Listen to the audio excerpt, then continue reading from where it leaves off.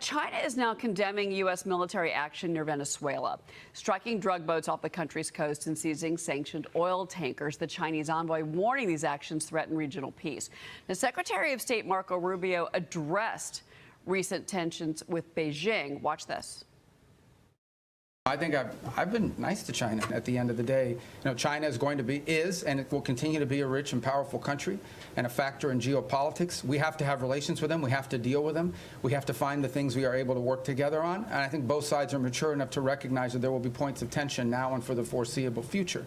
Our job as part of responsible statecraft is to find opportunities to work together, because I think if there's a global challenge that China and the U.S. can work together on, I think we can solve it. And there'll be points of tension. We well recognize that, and our job is to balance these two things. I think both sides understand that. Gordon, the United States is in an interesting place right now because you obviously have this relationship, a trade relationship, and you don't want to have escalation with China. At the same time, Jimmy Story in the New York Times pointed this out last week about Venezuela and the issue of Venezuela, that it's been commandeered by a group of criminals, and that basically a free and democratic Venezuela could be a source of stability and economic growth for the entire Western Hemisphere.